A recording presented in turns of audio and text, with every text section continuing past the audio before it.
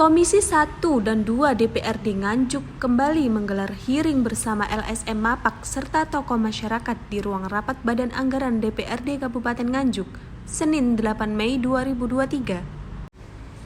Hearing pertama telah dilaksanakan pada Kamis 6 April 2023, membahas permasalahan tambang galian C yang ada di Kabupaten Nganjuk.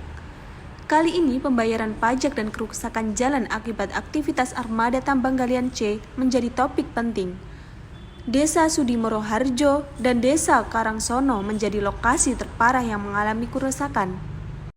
Saya mulai penambang dari awal sampai sekarang. Ini banyak orang ini sepeser pun itu belum pernah terima gampang Pak, nanti ada ditase, ada Pak Lurah nanti gampang. Nggak usah untuk Pak Lurah, ini banyak pendengarnya. Kasih saja untuk masyarakat saya dan kasih saja untuk PAD desa saya. Rapat tersebut dipimpin langsung oleh Wakil Ketua 3 DPRD Kabupaten Nganjuk, Jianto, dihadiri Ketua Komisi 1 DPRD Nganjuk, Puji Santoso, Ketua Komisi 3 DPRD Nganjuk, Marianto, Kepala Desa Genjeng, Ngepeh, Pace, Sudimoro Harjo, Wilangan, Lengkong, serta 3 perwakilan pihak tambang dan armada, serta perwakilan OPD. Jianto, selaku pemimpin rapat, sempat mengaku kecewa kepada beberapa kepala dinas yang seharusnya hadir, namun hanya bisa diwakilkan. Hal ini dianggap tidak mementingkan kepentingan masyarakat. Ini perlu penegasan sekali lagi.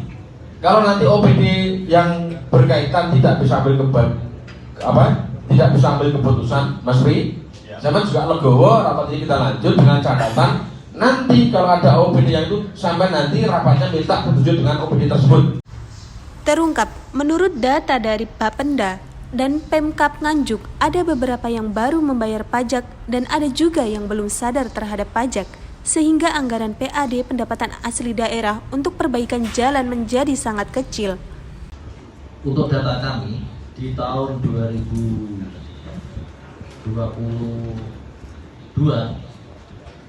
pajak minerba ini, apakah saya tidak mengatakan yang tidak saya sebut itu tidak membayar atau tidak, karena saya belum di Bapenda. Terus apakah yang belum ini juga tidak aktif membayar pajak? Tidak. Ini cuma saya membaca realisasi yang membayar. Mungkin yang tidak membayar itu juga tidak operasional.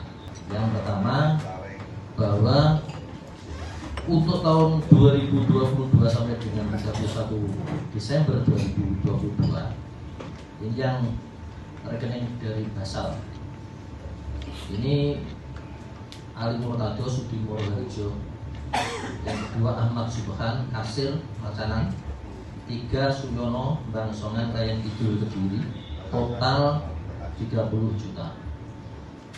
Sebenarnya proses perizinan dari provinsi itu kan sudah selesai.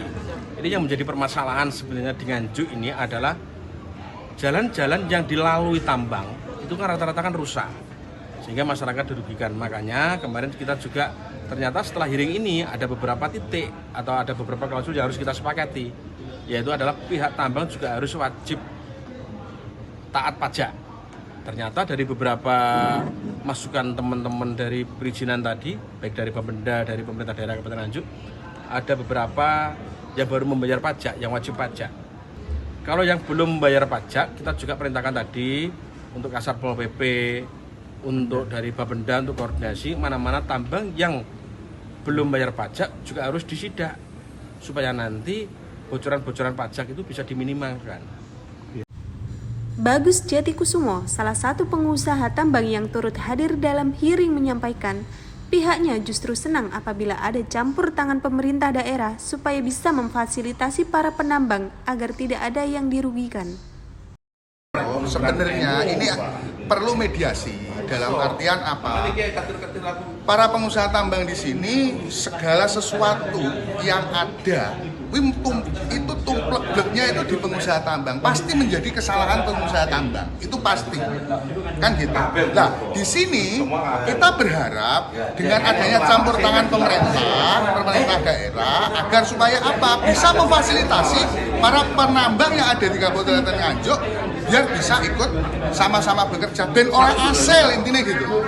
Kalau terkait dengan adanya pajak yang menunggak, saya yakin ketika para pengusaha tambang difasilitasi oleh pemerintah daerah, saya yakin itu akan dibayarkan terkait masalah pajak, itu pasti. Yang penting itu sekarang koordinasi yang baik dulu, semuanya itu perlu dimusyawarahkan. Puguh Santoso dari perwakilan Armada menyampaikan bahwa jika armada dibatasi pemuatannya hanya 4-7 meter kubik, maka armada tidak dapat penghasilan, bahkan cenderung rugi, tidak cukup untuk operasional.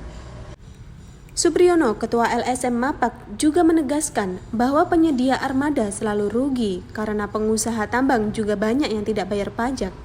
Mestinya sejak pengurusan izin sampai akhir harus dihitung sesuai Perda Nomor 8 Tahun 2010 membayar pajak 25% dari hasil tambang. Sepakat, tapi benar-benar mengecewakan. Karena apa? Dari hasil pengakuan dari pihak penambang, istilahnya selalu rugi. Dari armada juga rugi. Dan ini kan rugi nampo yang gawe. Tutup aja tambangnya.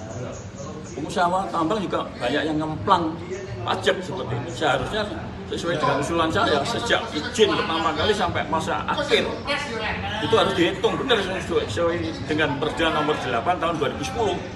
Itu ada perdanya, membayar pajak 25% dari hasil tambang per meter kubik itu. Tapi nyatanya tahu sendiri tadi, hanya berapa juta hasilnya. Ya, dari yang dibacakan dari Bapenda tadi, bagaimana sikap yang akan dilakukan pengusaha herring? Ini terlalu lemah nih dari pihak Bapenda. Ya harusnya kalau memang pengusaha tambang nggak mau membayar, tutup tambangnya, itu tegas. Jadi nggak seperti ini, terlalu lemah. Hasil akhirnya tidak mendapatkan PAD yang sesuai dengan yang diharapkan. Sedangkan jalan yang rusak itu, apa yang dikatakan Pak Arya ini betul. Misalnya mendapat 14 juta, jalan yang lalu yang hancur lebur gara-gara kelebihan tonase muatan. Ini bisa 14 miliar. Upaya-upaya yang akan dilakukan dari Mapak sendiri nanti apa, Pak? Saya menuntut pada pihak-pihak terkait, jalankan sesuai dengan aturan. Sederhana saja. Jadi pihak penambang juga harus patuh terhadap kewajibannya membayar pajak. Jadi biar anggaran daerah itu tidak cuma-cuma hanya diurusi pengusaha tambang.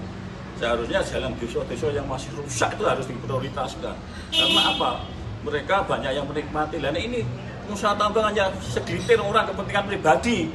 Jadi harus tegas dari pihak Pemda Nganjuk.